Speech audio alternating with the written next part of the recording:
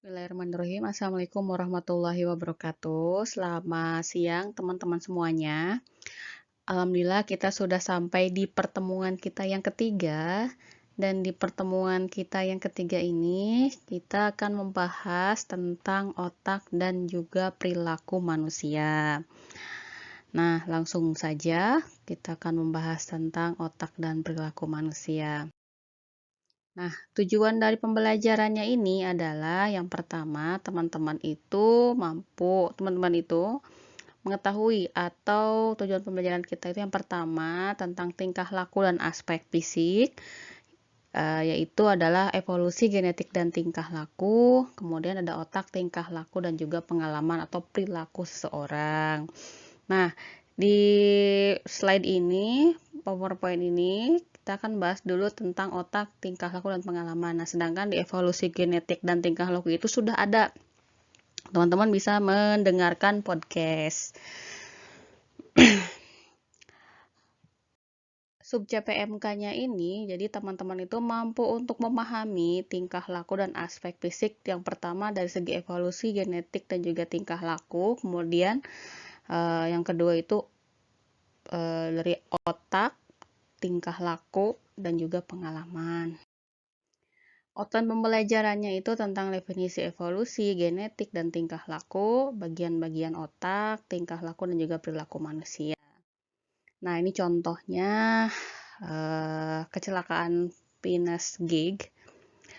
Dia itu kepribadiannya itu berubah setelah dia mengalami kecelakaan. Nah, itu sangat bisa dibayangkan ya teman-teman, si benda yang lumayan tajam itu sampai menembus dari pipi hingga ke otak ya, sampai ke kepalanya dia. Dan mungkin teman-teman bisa ngelihat foto mungkin hasil ronsen dari tengkoraknya. Bisa dibayangkan benda yang segitu panjang dan tumpul ya, atau mungkin ini benda tajam itu bisa sampai menembus ke otak. Dan ini juga menunjukkan bahwa bagian-bagian di otak itu mengontrol dari segala aspek yang berbeda. Phineas Gage itu dia lahir tanggal 13 September 1848.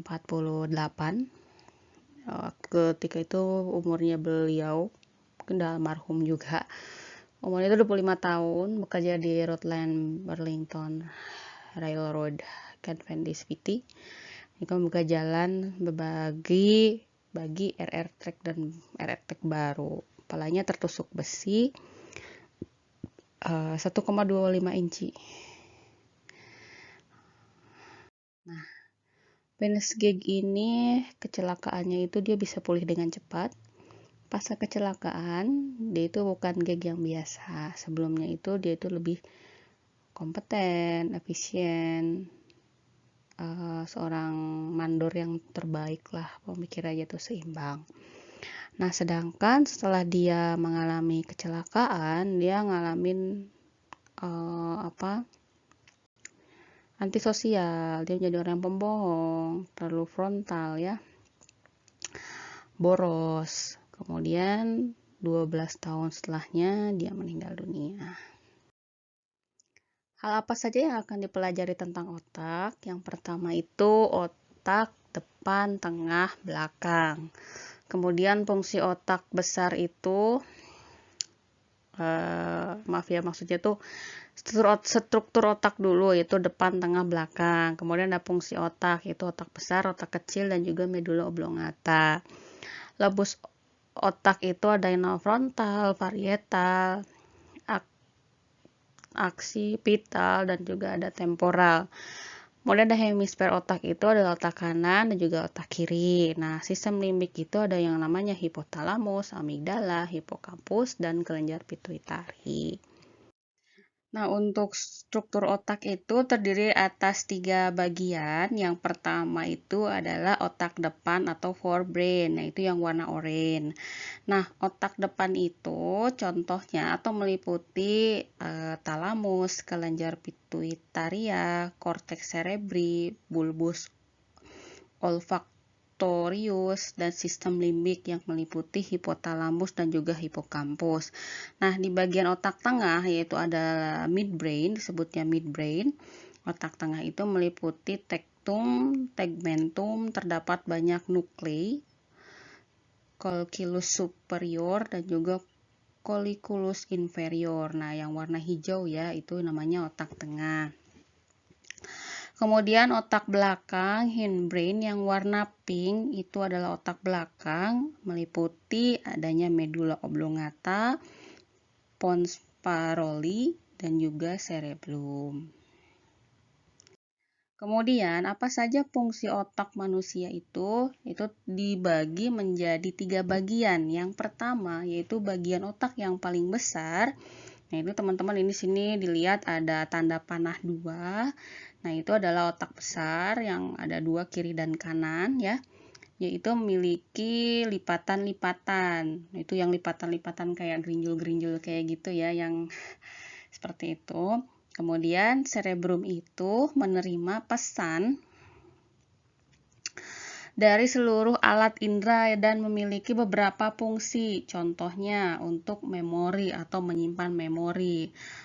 Teman-teman untuk berpikir dan merasa. Jadi ini si cerebrum itu sebagai pusat kontrol otot dan kepribadian, atau beberapa fungsi cerebrum itu bersifatnya sadar dan juga bisa dikontrol. Kemudian cerebrum atau otak kecil yang di bawah dari otak besar itu cerebellum ya. Otak kecil itu ada di, teman-teman lihat tanda panahnya warna pink di bawah cerebrum. Nah, si otak kecil itu fungsinya untuk menjaga keseimbangan geraknya teman-teman atau gerakan tubuh. Jadi semua saraf yang masuk dan meninggalkan otak yang berasal dari dan menuju ke otak mengirim pesan ke cerebellum. Jadi sistem kerjanya itu refleks dan tidak bisa dikontrol. Nah, ini medula oblongata itu mirip sumsum tulang belakang. Fungsinya itu berbeda. Kalau untuk medula oblongata itu bagian otak itu berfungsi mengontrol denyut jantung, pernapasan, dan juga tekanan darah. Jadi semua pekerjaan ditangani oleh medula oblongata itu bersifat di luar dari kesadaran. Nah, ini ya contohnya, bisa dilihat gambarnya cerebrum. Itu otak besar yang di bagian atas, yang bagian kecil di bawah itu cerebellum, otak kecil, dan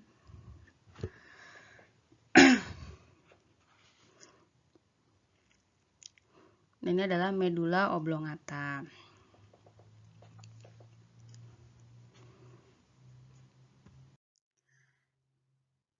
Nah, otak itu tersusun dari berjuta sel yang sel pendukungnya itu disebut juga sel glia atau neuroglia.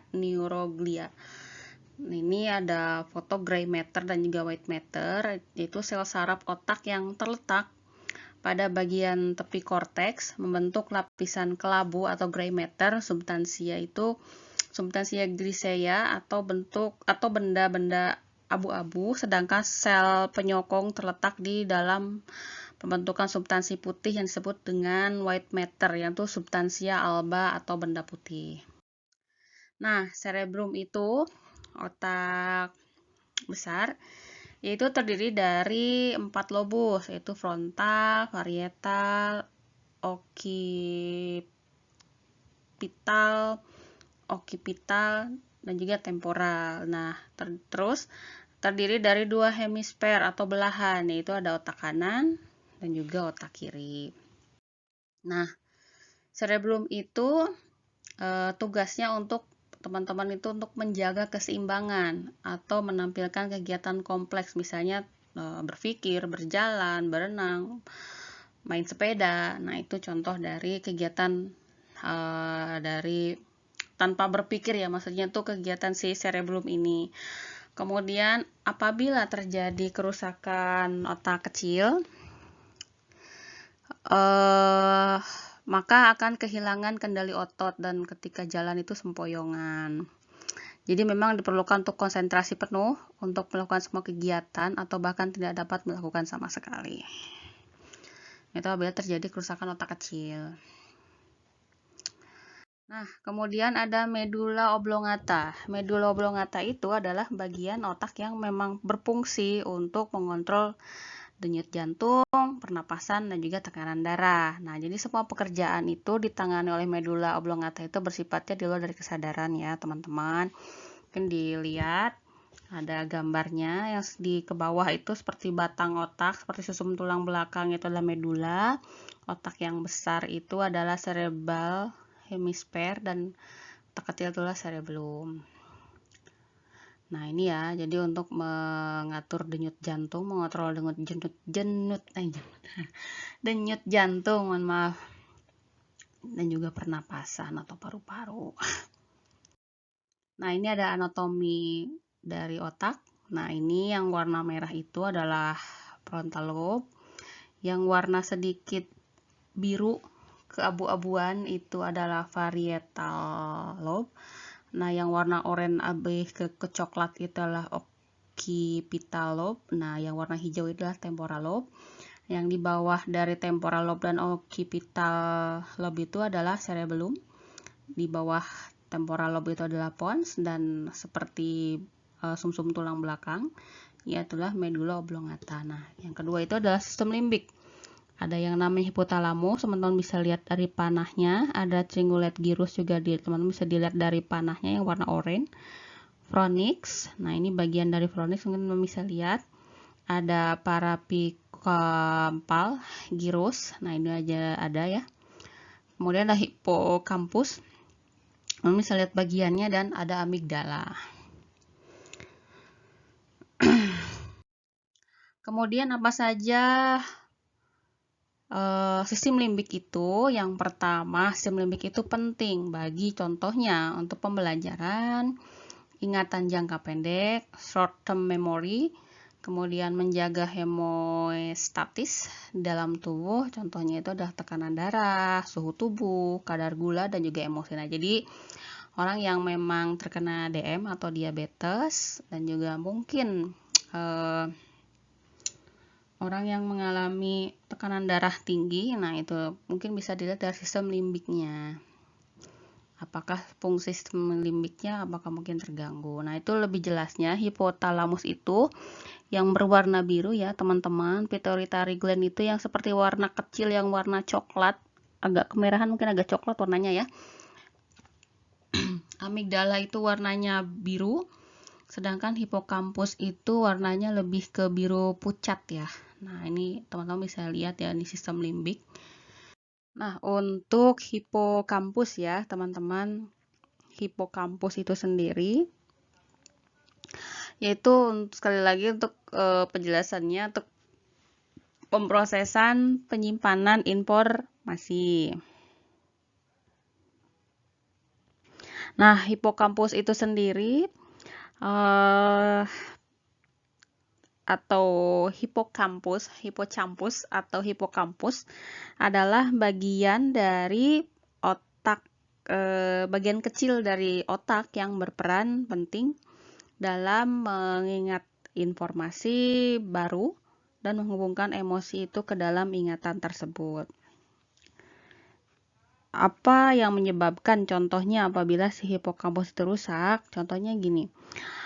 Misalnya adanya gangguan dari hipokampus bisa disebabkan ada beberapa hal, yaitu kekurangan dari oksigen, trauma, cedera kepala berat, kemudian gangguan saraf dalam jangka waktu yang lama, yaitu adanya konsumsi obat tertentu dalam jangka waktu lama, serta proses penuaan. Nah, apa saja sih fungsi dari si hipokampus itu sendiri? Jadi hipokampus itu bagian dari sistem limbik, yaitu pusat kendali dari reaksi emosional. Jadi bagian otak ini terletak di lobus temporal di bagian dalam dekat pusat otak. Jadi hipokampus itu fungsinya untuk mengelola memori, membantu manusia mengenali objek, kemudian serta mengingat dan memahami bahasa yang benar. Nah, lebih spesifiknya lagi, kalau fungsi dari hipokampus itu yang pertama untuk mengolah dan menyimpan memori spasial. Contohnya nih, kalau hipokampus itu, contohnya pengelolaan memori spasial dan juga ingatan yang berkaitan dengan arah atau lokasi. Memori spasial itu adalah ingatan tentang rute perjalanan dari rumah ke sekolah atau dari tempat kerja. Nah, kayak gitu. Kalau memang orang yang memang spasialnya kurang, ya memang suka lupa jalan kayak gitu lah, suka lupa jalan. Kemudian menguatkan memori. Hipokampus itu memiliki peran dalam menguatkan memori.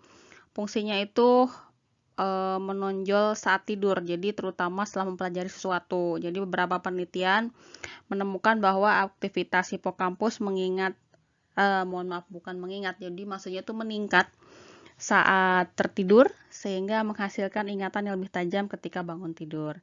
Mengirimkan memori menjadi memori jangka panjang atau long term memory. Jadi pertama short term memory dulu, baru kemudian long term memory. Jadi ingatan atau kenangan yang tidak benar-benar disimpan dalam jangka panjang di hipokampus, tetapi bagian otak ini ya bertindak selayaknya sebagai pusat pengiriman, menjadi tempat transit memori sebelum memori tersebut dikirim dan disimpan sebagai memori jangka panjang. Fungsinya itu sebagai tempat penyimpanan karena bisa diolah dan dikuatkan di hipokampus sebuah memori yang tidak bisa dilupakan. Sama seperti fungsi sebelumnya, jadi tidur memiliki peran besar dalam mendukung proses pengiriman memori. Jadi contohnya orang yang pernah dibully nih, jadi mau sampai jangka panjang, mau sampai kapanpun tetap akan tersimpan di hipokampus. Jadi hipokampus itu mendukung kemampuan kognitif seseorang dan juga sosial. Hipokampus juga turut terlibat dalam mendukung kemampuan kognitif dan juga perilaku seseorang, sehingga bisa mendukung manusia untuk berinteraksi dan berpartisipasi aktif di dalam masyarakat atau di masyarakat. Hal itu berkaitan dengan fungsi hipokampus yang mampu mengolah berbagai emosi baru, bagaimana memahami peristiwa di kehidupan sehari-hari. Itu contohnya. Hipokampus itu memungkinkan seorang menggunakan bahasa yang baik dan benar, sehingga mampu menyesuaikan diri dengan lingkungan sekitar maupun di tempat kerja maupun di sekolah. Nah, satu contohnya kalau misalnya orang-orang yang mengalami kerusakan hipokampus, itu bisa mempengaruhi dari kreativitasnya, imajinasi, dan juga empati seseorang. Jadi penyakit yang paling dikenal yang berhubungan dengan hipokampus adalah Alzheimer. Apa itu Alzheimer? Orang Alzheimer itu lupa ingatan ya. Lupa ingatan akut. Selain itu, beberapa penelitian juga menemukan bahwa kerusakan hipokampus itu berkaitan dengan adanya depresi, gangguan kognisi, dan juga epilepsi. Disarankan juga kalau untuk menjaga hipokampus itu, yang pertama teman-teman untuk berutin untuk berolahraga, mengkonsumsi makanan yang bergizi seimbang, bisa mengolah stres dengan baik, dan juga melakukan senam otak atau bisa brain game, serta menghindari rokok, minum alkohol, dan juga menggunakan obat terlarang atau tidak boleh atau dijauhkan atau dihindarilah obat-obatan terlarang itu. Nah, itu contoh dari hipokampus ya, teman-teman. Nah, ada selanjutnya yaitu adalah kelenjar pituitari. Saya nyebutnya pituitari ya. Maaf kalau salah ya, teman-teman. Oh, benar. Kelenjar pituitari itu adalah mengendalikan banyak fungsi tubuh, mengatur kelenjar, contohnya mengatur kelenjar endokrin. Jadi kelenjar pituitari itu adalah organ kecil yang berada di bawah otak. Meskipun bentuknya kecil, tapi fungsi dari kelenjar itu sangatlah besar, yaitu menghasilkan berbagai hormon, mengatur banyak proses fungsi organ tubuh, termasuk proses pertumbuhan, reproduksi, dan juga metabolisme. Kelenjar pituitari itu adalah kelenjar yang berukuran sebesar kacang yang ditemukan pada dasar otak. Jadi kelenjar itu juga disebut dengan kelenjar pengendali. Kelenjar berfungsi untuk menghasilkan beberapa hormon yang penting dalam kesehatan dan juga kebugaran setiap manusia, setiap orang. Di antaranya kelenjar prolaktin dan juga luteinizing. Jadi lebih gampangnya gini aja ya teman-teman. Kalau untuk intinya ya, kalau untuk kelenjar pituitari itu adalah mengatur hormon, dah gitu aja ya. Menghasilkan hormon. Sebenarnya apa sih hormon dari endokrin itu sendiri? Nah, endokrin itu adalah sistem kontrol kelenjar tanpa saluran yang menghasilkan hormon yang tersirkulasi di tubuh melalui aliran darah untuk mempengaruhi organ-organ yang lain. Nah, jadi gampangnya kalau endokrin itu adalah jaringan kelenjar yang menghasilkan hormon yang merupakan sinyal kimia yang dikeluarkan melalui aliran darah. Apa penyebab dari gangguan endokrin?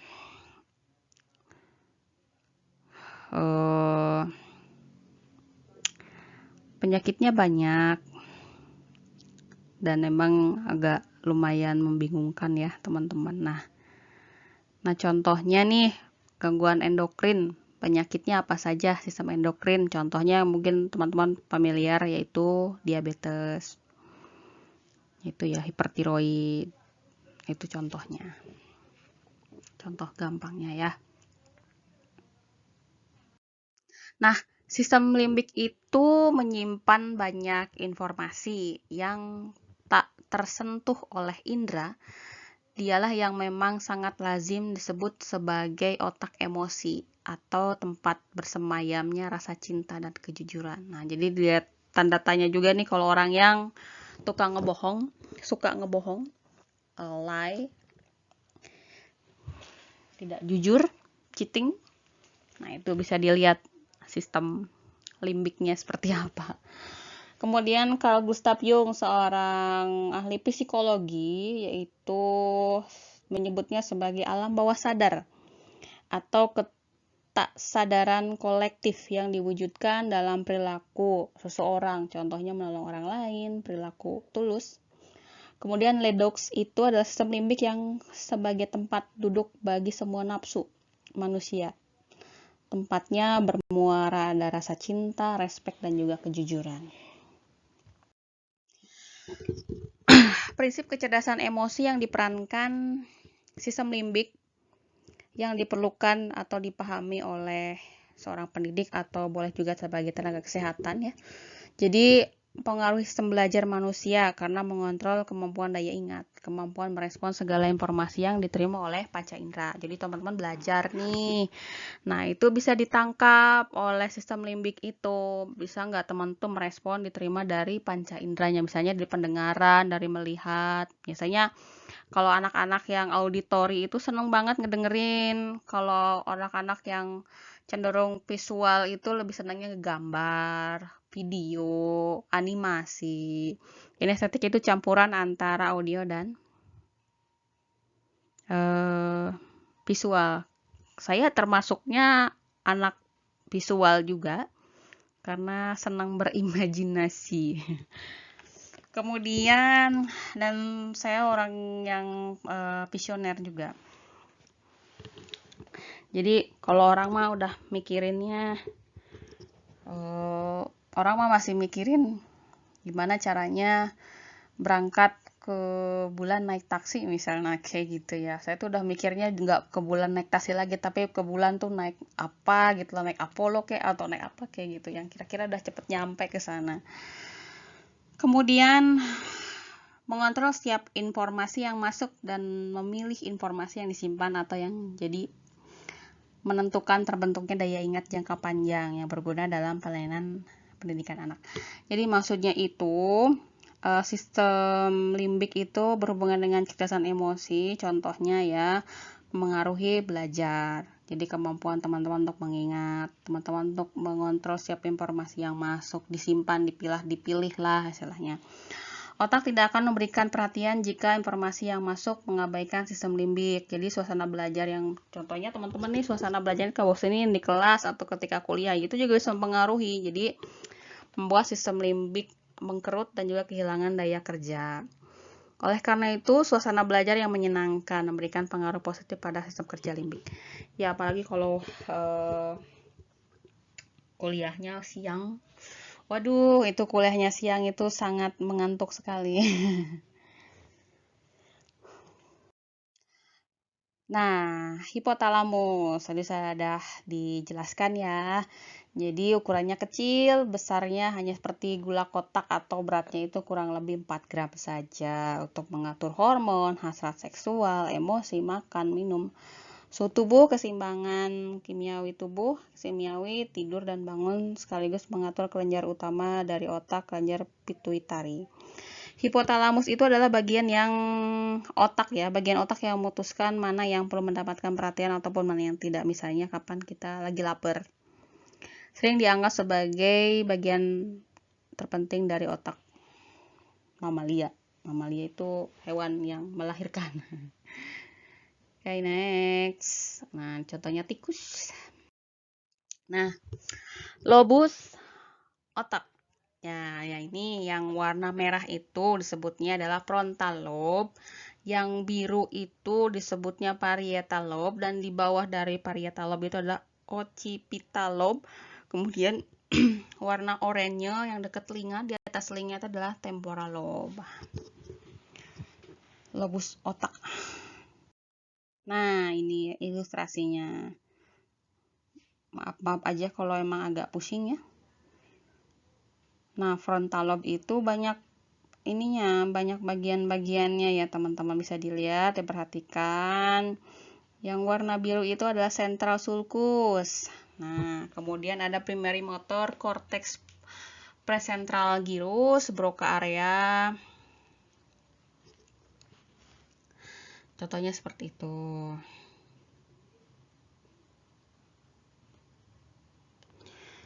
Frontal lobe.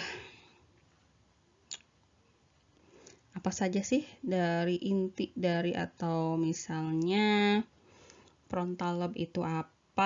Nah, frontal lobe itu bagian dari otak besar yang mengemban berbagai fungsi dan peran penting bagi manusia. Jadi, fungsi lobus frontal itu berkaitan dengan kemampuannya bernalar, bergerak, berbicara, hingga berempati. Jadi, lobus frontal bagian depan otak itu mengendalikan gerakan, ucapan, perilaku, memori, emosi, dan juga kepribadian seseorang. Jadi, bagian otak ini berperan dalam fungsi intelektual nih. Frontal lobe itu bagian otak depan itu fungsinya untuk intelektual. Contohnya proses berpikir, penalaran, pemecahan masalah, dan pengambilan keputusan serta perencanaan.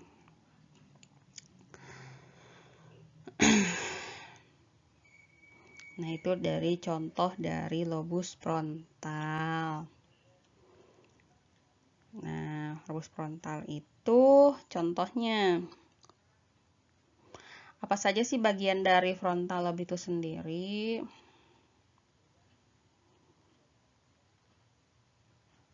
Bagian-bagiannya ya.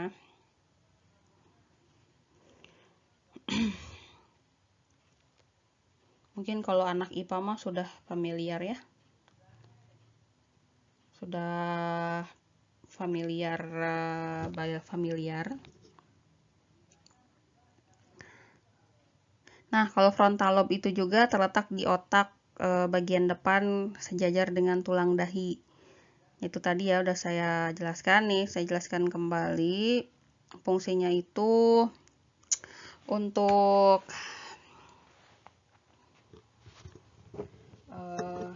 mengendalikan gerakan, ucapan, perilaku, memori, emosi, kepribadian, dan berperan dalam intelektual, proses berpikir, penalaran, pemecahan masalah, pengambilan keputusan, dan perencanaan. Nah, itu bagian dari frontal lobe. Mudah-mudahan bisa dimengerti ya teman-teman. Yang anak IPA pasti tahu, sudah familiar dengan ini. Nah, kalau untuk apa saja penyebab dari kerusakan lobus frontal? Misalnya cedera kepala, stroke, infeksi mempengaruhi lobus frontal, munculnya tumor di lobus frontal, multiple sclerosis, penyakit neurodegeneratif, Parkinson, Huntington, dan Alzheimer. Tandanya kalau misalnya kerusakan dari lobus frontal, kelemahan di satu sisi tubuh atau satu sisi wajah terjatuh, adanya ketidakmampuan memecahkan masalah atau mengerjakan aktivitas tertentu, karena daya kreativitasnya menurun, kemampuan indera perasa atau pencium menurun juga, mengalami depresi, perubahan perilaku, motivasi diri yang rendah, perhatian mudah teralih dan sulit fokus, gairah seks yang bisa menurun atau meningkat, menunjukkan kebiasaan seksual yang aneh, dan melakukan perilaku yang impulsif dan beresiko. Contohnya kalau misalnya untuk penanganan dari lobus frontal itu sendiri adanya yaitu terapi fisik, bergerak, kekuatan dan fleksibilitas tubuh, kemudian terapi okupasi, yaitu terapi yang membantu pasien untuk mempelajari strategi baru sehingga bisa lebih mudah melakukan tugas dan aktivitas lainnya. Contohnya berpakaian, mandi, dan makan. Konseling, terapi wicara, terapi kognitif, yaitu membantu pasien melatih keterampilan seperti perencanaan, penilaian, dan daya ingat. Terapi psikologis, meningkatkan hubungan respon emosi, dan bagaimana caranya untuk mengatasi suatu permasalahan. Nah, lobus frontal itu berperan penting dalam pengendalian emosi, pengambilan keputusan, memori, berpikir, nalar, dan kepribadian. Sudah saya jelaskan ya. Berisi korteks motorik, mengirim sinyal atau gerakan tubuh untuk mengendalikan otot. Berisi daerah Broca, bertanggung jawab untuk mengendalikan syaraf wajah, otot yang menghasilkan kemampuan bicara dan bahasa. Kerusakan area Broca atau disebut juga afasia, paham tapi tidak mampu membuat gerakan untuk berbicara. Nah, ini adanya lobus parietal. Apa sih sebenarnya lobus parietal itu? Lobus parietal. Nah, apa sih lobus parietal itu? Lobus parietal itu terletak di belakang lobus frontal. Bagian ini mempunyai peranan penting dalam menafsirkan pesan dari berbagai otak yang lain. Jadi lobus parietal itu juga berperan dalam menafsirkan sentuhan, gerakan tubuh, perbedaan suhu, dan rasa sensasi nyeri. Apa fungsi dari parietal lobe itu sendiri atau lobus parietal? Jadi lobus parietal itu mengendalikan sensasi seperti sentuhan, tekanan, nyeri, dan suhu. Jadi lobus parietal ini juga mengendalikan orientasi spasial dan pemahaman tentang ukuran, bentuk, dan arah. Nah, itu contoh dari lobus parietal.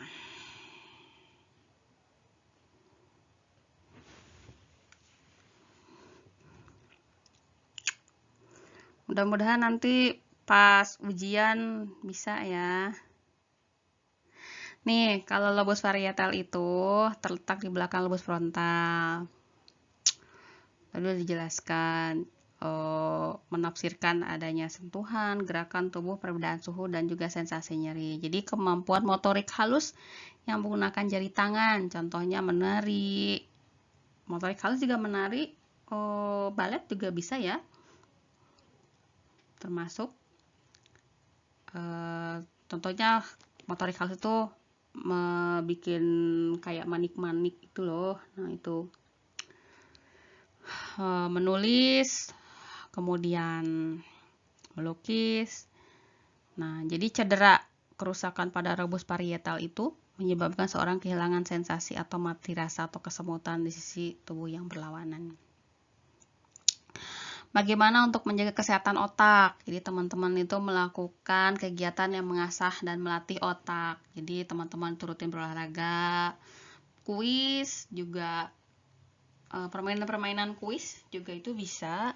Tidak merokok, mengurangi stres, dan mengenakan pelindung kepala saat berkendara atau melakukan olahraga tertentu. Makan buah-buahan, sayuran, mengandung asam lemak, omega 3, kacang, dan merupakan langkah penting untuk melihara kesehatan otak. Kayak gitu. Jadi makan makananlah yang bergizi, misalnya buah dan sayur. Dan kurangi micin. Kurangi micin ya, teman-teman. Nah, kemudian peran penting dari lobus frontal itu indera mengintegrasikan penginderaan, kesadaran spasial dan persepsi. Jadi intinya seperti itu. Mudah-mudahan bisa dimengerti sampai sini ya. Jadi kalau misalnya ada yang pengen ditanyain aja. Nah, ini bagian-bagiannya ada parietal lobe yang warna hijau, terus central sulcus yang biru, somatosensory association cortex yang warna hijau. Hijaunya lebih ke hijau muda, tapi nggak terlalu muda banget, nggak kayak hijau muda banget kayak parietal lobe. Primary sama somatosensory cortex postcentral gyrus warna hijau tua. Ada primary gustatory cortex warna hijau terang. Nah, lobus occipital apa itu? Lobus occipital. Nah, lobus occipital itu terdiri atau terletak di bagian otak belakang. Bagian otak besar ini berguna untuk membantu kita mengawali atau mengenali objek lewat indera penglihatan, memahami arti dari kata-kata yang tertulis. Jadi kerusakan pada lobus ini dapat menyebabkan masalah berupa kesulitan mengenali objek, ketidakmampuan untuk mengidentifikasikan warna, halusinasi, dan kesulitan memahami kata-kata. Jadi sekali lagi, kerusakan pada lobus occipital ini sulit untuk mengenali objek, ketidakmampuan untuk mengidentifikasikan warna, halusinasi, dan kesulitan memahami kata-kata. Jadi fungsi utama dari lobus occipital itu adalah integrasi, interpretasi hasil penglihatan dan rangsangan dari visual. Oh, bisa juga nih, kan ini ada gambarnya orang yang lagi diperiksa mata. Nah, itu bisa juga kerusakan dari mata, miopia, jarak dekat, jarak jauh. Primary visual cortex itu yang warnanya coklat kemerahan, dan itu visual association area yang warnanya merah terang. Nah, lobus temporal. Apa itu lobus temporal? Nah, lobus temporal itu terletak di kedua sisi kepala yang sejajar dengan telinga. Jadi bagian otak besar ini bertanggung jawab terhadap fungsi dari pendengaran, memori, dan juga emosi seseorang. Jadi kerusakan lobus temporal itu dapat menyebabkan pada masalah ingatan, persepsi ucapan, dan juga kemampuan berbahasa. Jadi peran pentingnya yaitu pendengaran, mengorganisasikan pemahaman atau memahami suatu bahasa, dan informasi retrieval yaitu ingatan dan pembentukan ingatan. Itu lobus temporal. Bisa dilihat ya, Wernicke area itu warnanya oranye.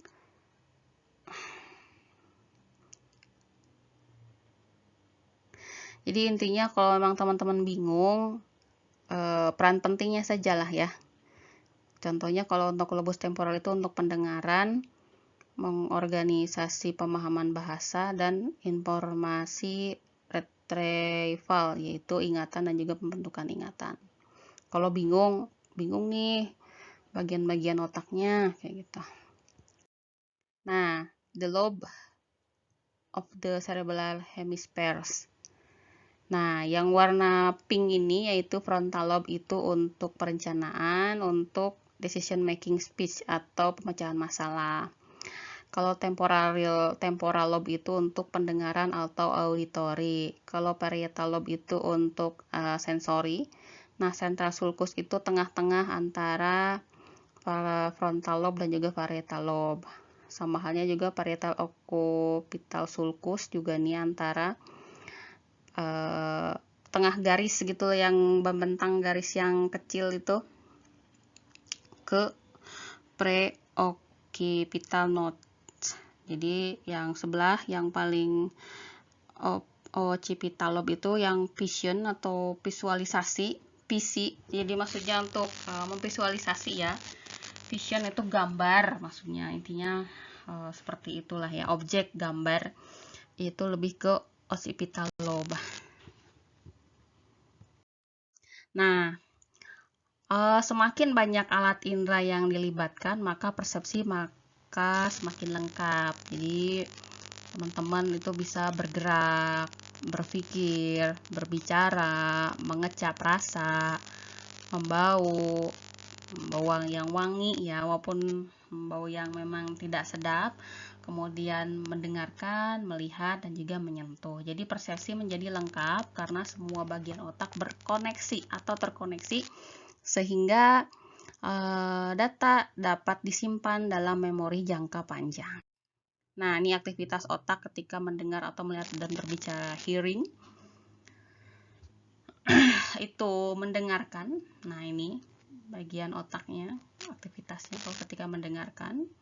Ada perbedaan. Seeing yang B itu ketika teman-teman melihat, speaking atau ketika teman-teman berbicara. Nah, otak kiri dan juga otak kanan. Nah, ini lebih sangat familiar nih teman-teman. Kalau untuk otak kanan itu insight, 3D, lebih ke gambar, terus seni, patung, imajinasi, left hand control gitu berkebalikannya. Kalau otak kanan itu mengontrol, otak kanan mengontrol tangan kiri, kemudian kemampuan bermusik. Nah, kalau untuk otak kiri yaitu kemampuan untuk written language, yaitu bahasa, kemudian angka, reasoning, spoken language, scientific skill, dan untuk mengontrol mengontrol tangan kanan. Itu perbedaan dari otak kiri dan juga otak kanan. Jadi teman-teman mana nih yang lebih dominan, otak kanan atau otak kiri? Otak kanan atau otak kiri? Nanti ya ada tesnya otak kanan dan otak kiri. Nah, jadi ini kebalikannya. Kalau right hand itu tangan kanan.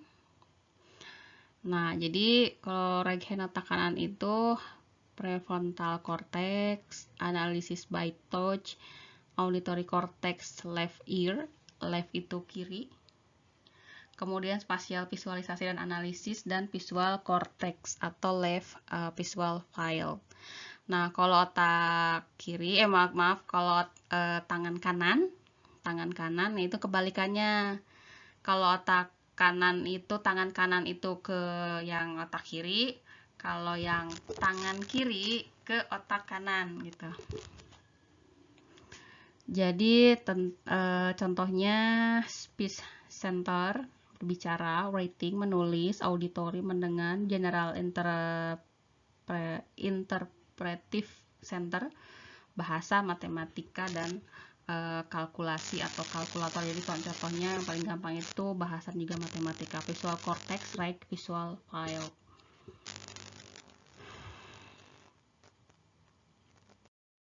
Nah, karakteristik dari otak kiri itu teman-teman itu logis, linear, rasional. Itu berpikir dari otak kiri. Contohnya teratur, ekspresi verbal, menulis, membaca, asosiasi auditorial, menempatkan detail dan fakta, fonetik, serta simbolisme. Fonetik itu apa, Bu? Barangkali ada yang nanya.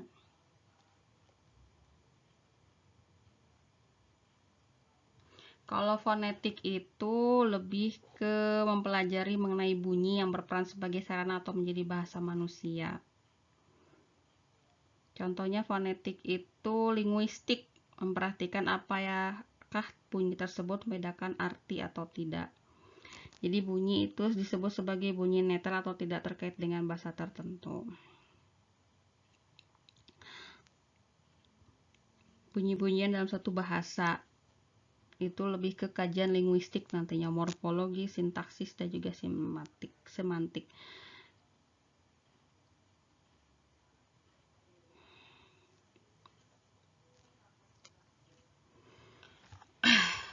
Jadi lebih ke kemampuan bahasa ya teman-teman kalau untuk otak kiri itu menulis, matematika. Nah, untuk otak kanan, karakteristik otak kanan itu bersifatnya acak, tidak teratur dan intuitif dan juga holistik. Keterlibatannya itu kegiatan nonverbal, perasaan dan emosi, kesadaran yang terkait perasaan, kesadaran spasial, pengenalan bentuk dan pola, seni, kepekaan warna, kreativitas dan visualisasi. Penggunaan otak, jadi pada otak manusia itu normalnya ada sebuah jalur atau ada sebuah alur besar yang disebut dengan fissures. Alur kecil yang disebut juga dengan sulci dan lipatan luar disebut dengan giri yang mengikuti pola setiap orang. Jadi otak manusia itu melakukan perubahan ketika seorang belajar. Jadi para peneliti menemukan ketika seorang belajar jadi suatu atau menerima rangsangan, maka sinapsis atau hubungan antara neuron dan sel darah akan mendukung pembentukan neuron dan meningkatkan jumlah sinaps yang ada. Jadi semakin ruwet atau banyaknya sinapsis yang terbentuk di dalam otak menunjukkan bahwa orang tersebut sering mempelajari sesuatu hal yang baru dan sering menerima rangsangan.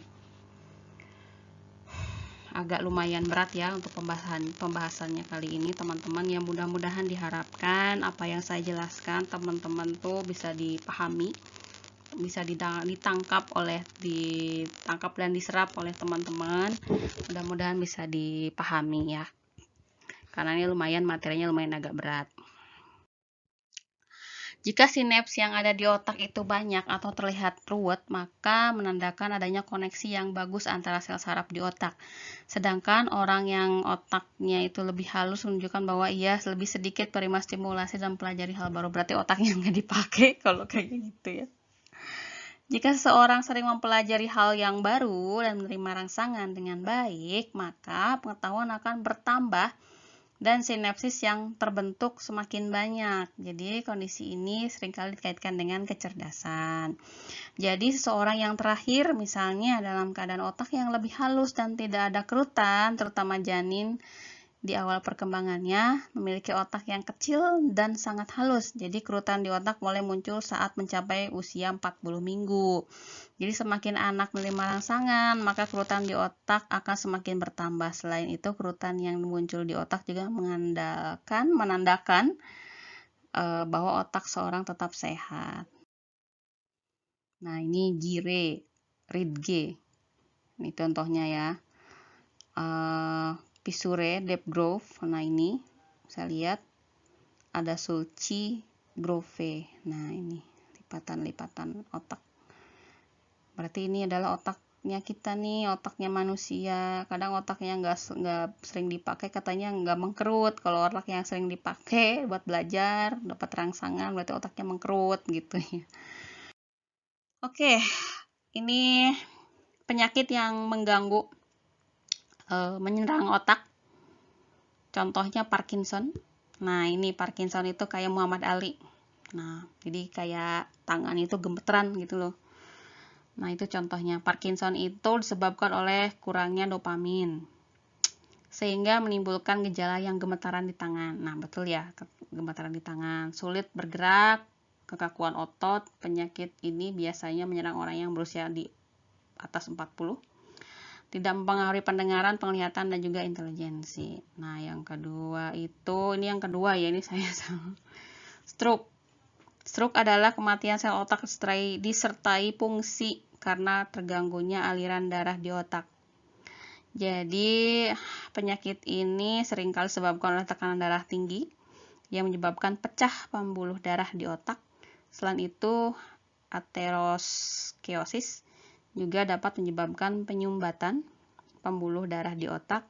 Jadi gejala penyakit yang bervariasi tergantung pada hebatnya stroke dan daerah otak yang terkena. Misalnya pusing, sulit bicara, tidak bisa melihat, pingsan, lumpuh sebelah, bahkan meninggal dunia.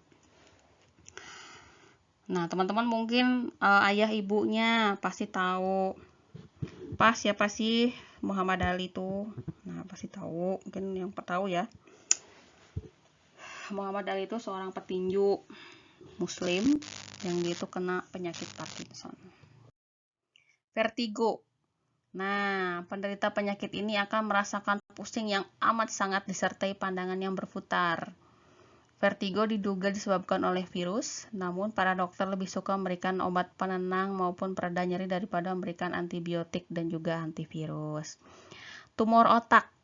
Penyakit ini disebabkan oleh adanya pertumbuhan liar dari sel syaraf maupun jaringan penyokongnya. Adanya pertumbuhan tersebut mengakibatkan berbagai gangguan mulai dari pusing, kesulitan berjalan, kehilangan memori atau ingatan, sampai meninggal dunia. Oke, itu saja teman-teman yang bisa saya jelaskan. Mungkin ada tambahan lagi ya tentang Alzheimer, itu juga termasuk penyakit otak, Alzheimer. Nah, Alzheimer itu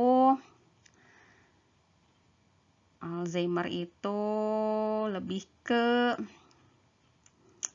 lupa. Penurunan daya ingat, lupa, kemampuan berpikir dan berbicara, dan juga dengan sel kanker otak.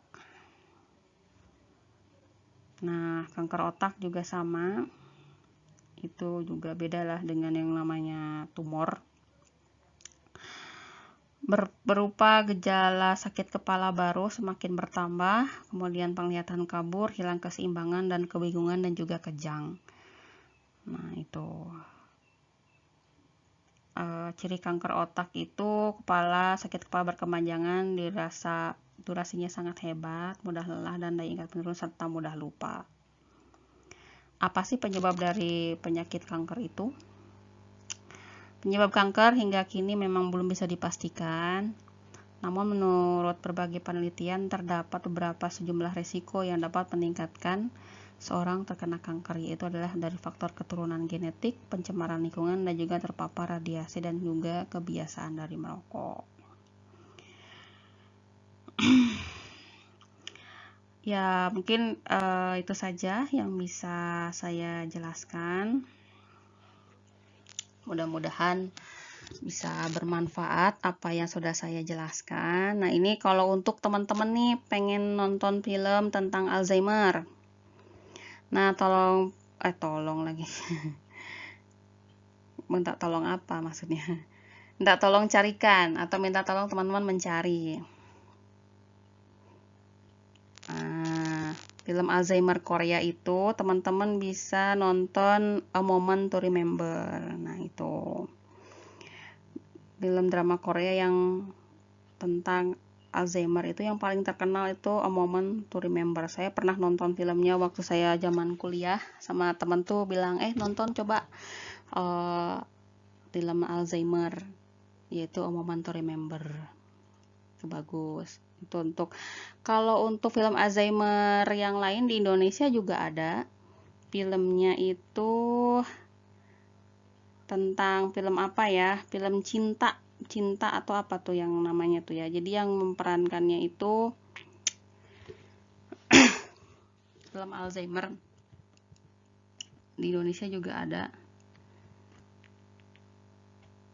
Nah, filmnya itu yang mainnya itu Sophan Sopyan, almarhum Opa Sophan Sopyan. Nah, itu filmnya juga mempelajari atau ini ya, tentang Alzheimer. Misalnya mau nonton filmnya untuk Indonesia itu Love, contoh lagi, maksudnya tuh contohnya film Alzheimer di Indonesia itu adalah Love tahun 2008. Itu teman-teman bisa nonton itu untuk Alzheimer kayak gitu. Oke, terima kasih teman-teman yang sudah mendengarkan YouTube saya.